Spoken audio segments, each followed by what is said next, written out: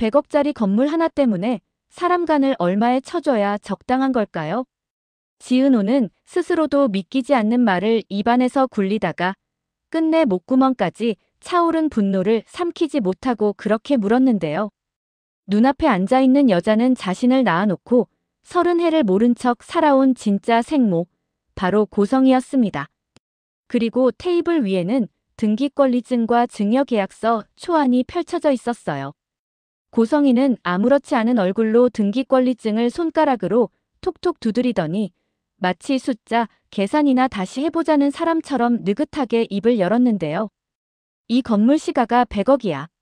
증여세에 지방세까지 합하면 49억 9,400만 원쯤 나오지. 내가 그 돈 없을 거라 생각해서 세금까지 내가 다 증여해 줄 거고. 합치면 172억 5천만 원이야. 지은호 씨. 처음 만났을 때 따뜻한 말투로 우연히 알게 돼서 너무 기쁘다고 말하던 여자의 입에서 지금은 172억 5천만 원이라는 숫자가 아무 감정 없이 튀어나오고 있었어요. 지은호는 피식 웃음이 나왔는데요. 그러니까 제 간값이 172억 5천만 원이라는 거네요. 고성이는 잠시도 망설이지 않고 고개를 끄덕였습니다. 내 간으로 우리 우진이 살리고 넌 월세 인생 정리하고 건물주가 되고 서로 윈윈이지. 이 정도면 너한텐 평생 다시는 못 올 기회야.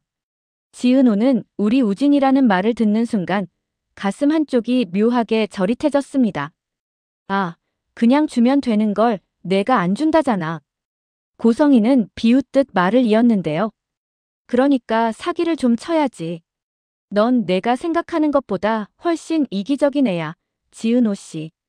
엄마, 동생 평생 고생 안 하게 해줄 돈을 눈앞에서 걷어차고 있잖아. 정말 사람 맞아요? 이게 엄마 입에서 나올 말이에요? 지은호가 묻자 고성이는 잠시 눈을 동그랗게 뜨더니 그 특유의 차가운 미소를 지었습니다. 인간한테 본 모습이라는 게 따로 있어. 상황에 따라 마음도 성격도 다 바뀌는 거야. 지금 너를 봐. 내 오빠가 죽어가는데 이렇게 날 향해서 화만 내고 있잖아. 그거 사악함이야. 그걸 나쁘다고 부정하지 마. 지은호는 순간 숨이 막히는 기분이었는데요. 오빠라는 단어가 입에서 튀어나왔다가 다시 동생으로 정정되는 그 짧은 순간이 유난히 길게 느껴졌습니다. 서류상으로는 이미 정리가 끝났다고 했습니다. 출생신고, 입양기록, 사망으로 처리된 아이의 이름, 그 모든 서류의 빈틈을 이용해서 고성이는 자신이 살아온 세월을 다시 써 내려가고 있었어요. 자, 현실적인 얘기 해보자. 고성이는 계산기를 집어들더니 다시 버튼을 두드렸습니다. 내 간 한쪽 떼고 건물 받으면 내 엄마랑 내 동생은 평생 전세 걱정 없고 너는 카페 하나에 인테리어 일감 몇 개 붙잡고 사느라 허덕일 필요 없고 너한텐 이게 복권이야, 지은호 씨. 저한텐요. 지은호는 의자를 조금 뒤로 밀면서 눈을 치켜떴습니다. 이게 복권이 아니라 저주 같아요. 제 간을 팔아서 제 동생 살리고 제 엄마 버리고 당신이 원하는 대로 세상을 움직이게 해주는 저주요. 고성이는 한숨을 크게 쉬었습니다. 아이 참, 자존심 세우는 것도 정도가 있지. 적합 검사에서 맞는 사람한테 100억짜리 건물 준다고 하면 1km 줄 살걸. 그런데 자존심 때문에 2톤짜리 기회를 버린다고. 제 자존심, 그렇게 비싸지 않아요. 지은호는 고개를 저었는데요. 제 간도 그 정도로 비싸지 않고요. 누가, 어떤 소년이 죽어간다고 얼마면 줄래? 하고 물으면 아마 얼마를 줘도 고민했을 거예요. 아니, 그냥 줄 수도 있었겠죠. 그런데 왜 안 주는데? 그 소년이 당신이 원하는 방향으로만 살아야 되는 소년이라서요. 잠시 정적이 흘렀습니다. 고성희의 얼굴에서 미소가 서서히 사라졌는데요. 지은호는 숨을 고르면서 말을 이었습니다. 제가 지금 간을 안 준다고 버티는 게 자존심 때문으로 보이죠? 아니에요. 저는요, 고성애 씨가 원하는 걸 못하게 하려면 200억 건물쯤은 포기해야겠더라고요. 당신이 망하는 걸 보고 싶어서요. 고성희의 눈빛이 살짝 흔들렸습니다. 너 미쳤니? 내 엄마한테 물어봐. 100억 안 받아도 되냐고. 내 동생한테도 물어봐. 100억 거절하고 간이식 안 한다고. 그래도 괜찮냐고. 100억이야, 지은호. 100억. 지은호는 그때 처음으로 진심으로 차갑게 웃었는데요. 동생이요? 제 동생은 이미 10억도 덥석 받았더라고요. 그 말이 나오는 순간 고성희의 표정이 딱 굳었습니다. 누가 그런 말을 했어? 아무도요. 그냥 느낌이 그랬어요. 당신이라면 진짜로 제가 수술할 거라 믿고 미리 돈을 뿌렸겠구나 싶었거든요. 내일쯤 동생 입에서 직접 듣게 되겠죠, 뭐. 고성희는 한동안 말을 잇지 못하다가 결국 입술을 깨물었습니다. 그래, 줬다. 내 동생한테 돈 줬어. 그래서 뭐. 너희 가족이 얼마나 현실에 약한지 나도 안다고. 내 동생은 벌써 고맙다고 두 손 모으고 받았어. 그게 그렇게 잘못이야? 지은호는 숨을 깊게 들이마셨습니다. 심장이 미친 듯이 뛰고 있었는데요. 잘못이죠. 그 돈이 어디서 나온 돈인지, 누구 피해서 나온 건지 알고도 받았다면 더 잘못이고요. 몰랐다면 그건 당신이 더 나쁜 거고요. 그래서 결국 내가 손해보는 거야. 내 동생은 10억 가지고 이미 인생 바꿀 준비하고 있는데 너 혼자 정의감에 불타서 뭐 어쩌겠다고 이러는 건데. 당신이 원하는 대로 아무도 안 죽고 아무도 상처 안 받는 결말이면 제가 이렇게까지 안 버텼을 거예요. 지은호는 고성희를 똑바로 마주보며 말했는데요. 하지만 당신이 원하는 결말은 누군가는 영원히 빚진 얼굴로 살아야 하는 결말이잖아요. 저는요, 그런 빚진 얼굴로 제 엄마를 안 보고 싶어요. 그날 밤 정순이의 작은 식당은 평소보다 일찍 문을 닫았습니다. 정순이는 숟가락을 쥔 채로 멍하니 앉아 있었는데요. 설거지를 끝낸 지강호는 분위기를 살피다가 결국 먼저 입을 열었습니다. 엄마, 오늘 왜 이렇게 말이 없어요? 정순이는 억지로 웃음을 지으며 대답했는데요. 그냥 좀 피곤해서 그렇지. 손님도 없고 비도 오고 몸이 쑤시네. 하지만 지강호는 이미 느끼고 있었어요. 누나 지은호가 뭔가 큰일을 겪었다는 걸요. 낮에 전화해서 오늘 엄마랑 강호 오빠 얼굴 좀 보고 싶다고 했을 때부터 이상했는데 막상 집에 들어와 보니 누나는 보이지 않고 엄마 눈가는 벌개져 있었거든요.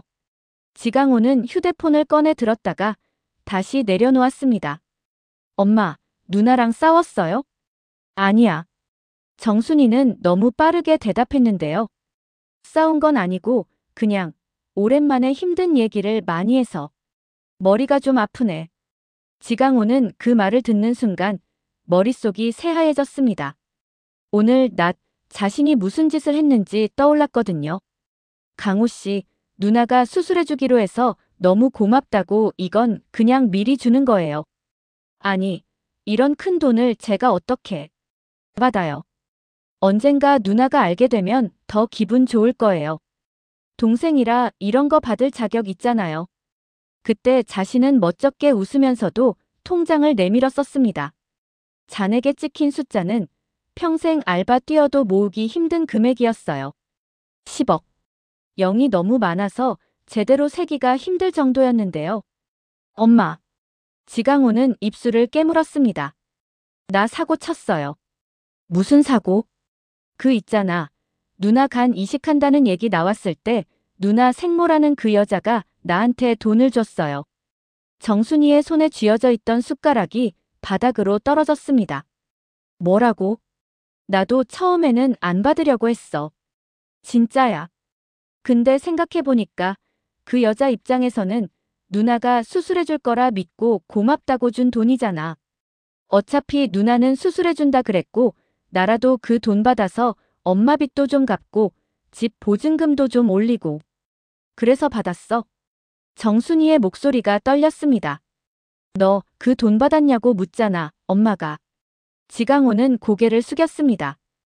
응, 근데 한 푼도 안 썼어. 진짜야. 카드값도 안 막았어. 그냥 통장에 그대로 있어. 내일 돌려주려고. 누나가 수술 안 한다고 해서 나 진짜 미치는 줄 알았어. 정순이는 한동안 말을 잇지 못했습니다. 가슴이 죄어오는 느낌이었는데요. 강호야, 너 그 돈 지은호가 알게 되면 어떻게 되는 줄 알아? 알면 안 되지. 누나는 절대 알면 안 되지. 그래서 내일 바로 돌려주려고. 싹싹 빌고 누나한테는 평생 비밀로 할 거야. 엄마도 말하지 마. 제발. 내가 나한테 이 얘기를 한 이상 나는 비밀로 못한다. 정순이는 손등으로 눈을 훔치면서 말했어요. 근데 지은호가 이미 다 알고 있을 수도 있어. 그의 눈빛이 오늘 뭔가 달라졌더라. 지강호는 숨이 턱 막혀왔습니다. 만약 누나가 이미 다 알고 있다면 자신은 어떤 얼굴로 누나를 봐야 할까요? 평생 지은호와 비교당해 살아오면서 쌓였던 자격지심이 이 순간에는 그저 죄책감으로 변해버렸는데요. 한편 이지혁은 늦은 시간까지 사무실에 남아 있었습니다. 정리해야 할 인테리어 계약서와 AP그룹 관련 서류가 산더미처럼 쌓여 있었는데 머릿속은 서류보다 지은호의 얼굴로 가득했어요. 오늘 오후 카페 근처 작은 회의실에서 지은호는 떨리는 목소리로 모든 걸 털어놓았는데요. 처음 DNA 검사를 부탁받던 날부터 건물 리모델링 프로젝트를 맡게 된 과정, 그리고 생모가 꺼내댄 100억짜리 건물과 간이식 조건까지. 그 얘기를 듣는 동안 이지혁은 서류를 쥔 손에 힘이 들어갔고 결국 종이가 구겨질 정도였어요. 선배, 이건 제 일이에요. 제가 태어난 것 때문에 생긴 일이니까 제가 정리해야 하는 것 같아요. 그때 지은호는 그렇게 말했는데요. 선배까지 나서면 괜히 더 복잡해질 수도 있고요. 너는 늘 그런 식이야. 이지혁이 대답했었죠. 다 내 탓 같지? 내가 태어난 것부터 잘못인 것 같고 숨 쉬는 것도 미안한 것 같고. 근데 지은호, 그건 아니야. 지금 이 시간에도 그 대화가 계속 머릿속에 맴돌고 있었습니다. 이지혁은 노트북 화면을 닫고 의자에 몸을 기댔는데요. 자신도 모르게 입안에서 이런 말이 흘러나왔어요. 지은호, 나 너 혼자 두고 못 보겠는데. 비혼주의라며 결혼 생각은 없다고 늘 말해왔던 자신이었는데 요즘 들어 마음이 자꾸만 흔들렸습니다. 휴대폰 화면을 켜보니 메시지 창에는 지은호 이름이 가장 위에 떠 있었는데요. 오늘 얘기 들어줘서 고마웠어요. 선배 덕분에 좀 숨이 트였어요. 그 메시지 아래 이지혁은 아직 답을 쓰지 못한 상태였습니다. 그 시각 병원 VIP 병실 안에서는 조용한 기계음이 울리고 있었습니다. 침대 위에는 우진이 창백한 얼굴로 누워 있었는데요. 간 이식 수술 일정은 더 이상 미룰 수 없는 상태라 주치의는 이제 정말 결정을 내려야 한다고 거듭 말하고 있었습니다. 우진은 산소줄을 단 채로 천장을 멍하니 바라보다가 옆에 서 있는 고성이를 향해 고개를 조금 돌렸습니다. 엄마, 나 겁이 안 나는 건 아닌데요.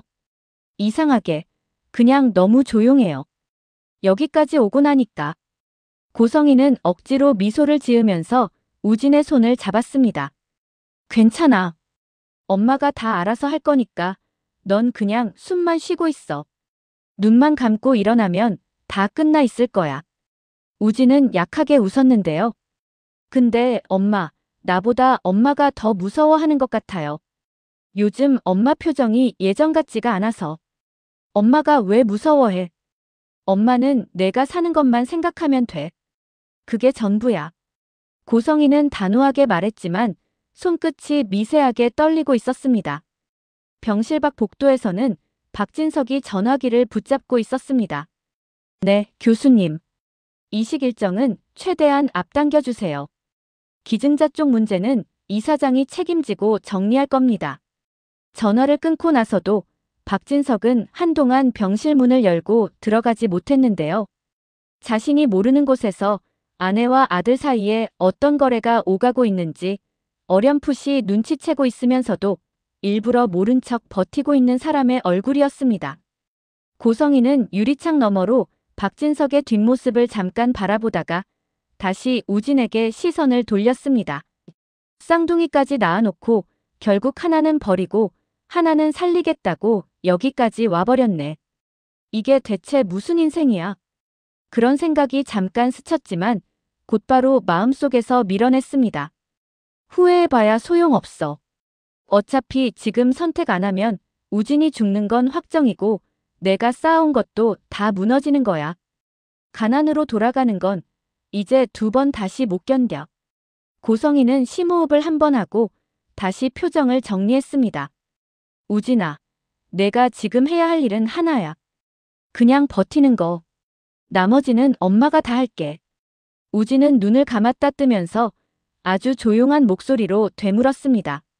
엄마, 근데 나 살리려고 다른 사람 인생 완전히 부수는 건 진짜 괜찮은 거예요? 잠깐 고성희의 눈빛이 흔들렸습니다. 넌 그런 거 신경 쓰지 마. 내가 살아야 나도 살아. 엄마가 여기까지 오느라 뭘 버렸는지 넌 아직 다 모를 거야. 우진은 대답 대신 입술을 꼭 깨물었습니다. 그 침묵이야말로 지금 이 상황이 얼마나 비틀려 있는지 말해주고 있었는데요. 복도 끝에서 주치의가 조심스럽게 다가와 말을 건넸습니다. 이사장님, 기증자 쪽 결정은 오늘 안에는 나와야 합니다. 더 늦으면 위험합니다. 고성희는 짧게 답했습니다. 오늘 안으로 결론 내릴게요. 간은 결국 받게 될 겁니다. 그 대답 뒤에 지은호의 얼굴이 떠오르는 걸 억지로 밀어내면서요. 다음 날 아침 지은호는 카페 문을 열기 전에 홀 안 한가운데 서서 깊게 숨을 들이마셨습니다. 오늘 해야 할 일이 너무 많았는데요. 고성희에게 최종 답을 전해야 했고 지강호에게 직접 사실을 확인해야 했고 무엇보다도 자신의 마음을 정리해야 했어요. 문을 열자마자 이지혁이 먼저 들어왔습니다. 출근길에 들른 것처럼 자연스럽게 커피를 주문하면서도 눈빛에는 걱정이 가득했는데요. 잠은 좀 잤어? 잠이요? 자긴 잤겠죠, 뭐. 눈은 감고 있었으니까요. 지은호는 억지 농담을 던졌습니다. 선배는요? 나는 내 생각하다가 대충 눈만 붙였어. 잠시 둘 사이에 어색한 정적이 흘렀습니다. 이지혁은 결국 먼저 입을 열었는데요. 어제 얘기한 거 다시 한 번만 묻자. 정말 간 이식 안 하겠다는 거 후회 안 하겠냐? 후회하겠죠. 사람이 어떻게 후회를 안 해요? 누군가 죽어가는데. 지은호는 솔직하게 인정했습니다. 근데요, 선배, 제가 간을 준다고 해서 그게 진짜 선한 선택일까? 그게 요즘 제일 헷갈려요. 그 사람이 살고 그 사람이 원하는 대로 세상이 굴러가는 걸 도와주는 게 제가 진짜 원하는 건지 잘 모르겠어요. 이지혁은 고개를 끄덕였습니다. 그래서 내가 내 옆에 있겠다고 한 거야. 내가 어떤 선택을 하든 그게 틀렸다고 말하는 사람들보다 먼저 내가 왜 그 선택을 했는지 이해해줄 사람이 필요하잖아. 선배는 항상 쉽게 말해요. 쉽게 말하는 사람은 보통 속으로 제일 많이 고민한 사람이더라. 이지혁은 그렇게 말하면서 다정하게 미소 지었습니다. 그리고 조금 머뭇거리다가 한마디를 덧붙였는데요. 지은호, 너 혼자만 죄책감 다 끌어안지 마. 내가 태어난 것부터 잘못인 인생은 없어. 그 말이 이상하게 가슴에 박혔습니다. 지은호는 고개를 끄덕이면서도 마음속 깊은 곳에서 무언가가 무너져 내리는 느낌이 들었는데요. 그 시각 박성재는 회사에서 이상한 서류 하나를 발견하고 있었습니다. 재무팀에서 올라온 의료재단 지원 문서였는데요. 표지에는 간 이식 지원 프로젝트라는 제목이 붙어 있었고 그 안쪽에는 기증 후보자 명단이 첨부돼 있었어요. 그 명단 속 한 줄에서 박성재의 눈이 멈췄습니다. 기증 후보자 지은호, 1995년생, 여성. 순간 머릿속이 새하얘졌습니다. 이게 뭐야? 박성재는 서류를 더 자세히 들여다봤는데요. 거기에는 박진석 이름과 고성의 이름, 그리고 박영나 이름도 함께 적혀 있었어요. 회사와 재단, 병원이 모두 얽혀 있는 서류였습니다. 성재 본부장님, 그 서류 아직 검토 전입니다. 이사장님 쪽 요청으로 임시로 정리해둔 건데. 직원이 조심스럽게 말을 건넸지만 박성재는 이미 다른 세상에 빠져 있었어요. 지은호가 왜 여기에 있어? 왜 우리 집 간 이식 서류에 그 이름이 올라와 있는 거냐고. 머릿속에 스쳐 지나가는 장면들이 많았습니다. 언제나 밝게 웃던 카페 안의 지은호, 이지혁과 티격태격하면서도 서로 의지하던 모습, 그리고 자신을 향해선 한 번도 연애 감정을 보이지 않았던 그 눈빛. 이 모든 게 혹시 우리 집안의 오래된 비밀하고 연결되어 있는 건 아닐까 하는 불길한 예감이 들기 시작했는데요. 박성재는 결국 의자에서 일어나 서류를 들고 나왔습니다. 향한 곳은 한 사람뿐이었습니다. 고성희 이사장님, 지금 잠깐 시간 좀 되십니까? 하지만 이 에피소드에서는 고성희의 입에서 진실이 모두 튀어나오진 않을 겁니다. 그녀는 또 한 번 능숙하게 웃으면서 대답을 피할 준비를 하고 있었으니까요. 저녁이 다시 내려앉을 즈음 지은호는 강변을 혼자 걸어가고 있었습니다. 하루 동안 벌어진 일들이 머릿속에서 영화처럼 재생되고 있었는데요. 100억짜리 건물과 간 이식, 생모의 궤변, 동생의 10억, 엄마의 눈물, 선배의 말까지. 나 진짜 잘하고 있는 걸까? 지은호는 물끄러미 강물을 내려다봤습니다. 그 순간에도 어딘가에서는 우진이가 병실에서 숨을 고르고 있을 것이고 고성희는 또 다른 거짓말을 준비하고 있을 테고 박성재는 서류 한 장을 손에 쥔 채 혼란스러워하고 있을 텐데요. 하지만 한 가지는 분명했습니다. 오늘만큼은 아무리 흔들려도 자신이 내린 선택을 뒤집지 않겠다고 마음먹었어요. 누군가의 목숨을 들먹이며 돈으로 사람을 사고 파는 세상에서 최소한 자신만큼은 끝까지 버텨보겠다고요. 지은호는 휴대폰을 꺼내 연락처 리스트를 넘기다가 결국 한 이름에서 손가락을 멈췄습니다. 고성희. 잠시 망설이더니 짧게 문자를 보냈는데요. 이사장님, 오늘 말씀드린 대로 간 이식은 하지 않겠습니다. 건물도 세금도 아무것도 받지 않을 거예요. 대신 제가 가진 건 하나뿐이니까 그거라도 드릴게요. 평생 후회하지 않게 싸울 겁니다. 문자를 보내고 나서도 한동안 답장은 오지 않았습니다. 하지만 괜찮았습니다. 이제부터는 대답을 듣고 움직이는 인생이 아니라 스스로 선택하고 책임지는 인생을 살아야 한다고 지은호는 처음으로 진심으로 믿고 있었거든요. 그리고 그날 밤 지은호는 처음으로 정순이에게 이렇게 말해보고 싶다는 생각을 했습니다. 엄마, 나 버려진 게 아니고요. 그냥 잘못 태어난 것도 아니고요. 내가 선택해서 여기까지 온 것 같아요. 그러니까 우리 이제부터는 남이 던져주는 돈 말고 우리가 번 돈으로만 살아봐요. 아직 그 말을 입 밖으로 꺼내진 못했지만 이미 마음속에서는 수없이 연습하고 있었는데요. 언젠가 진짜로 그 말을 할 수 있는 날이 오면 그때 이 싸움도 끝날 수 있을지 모릅니다.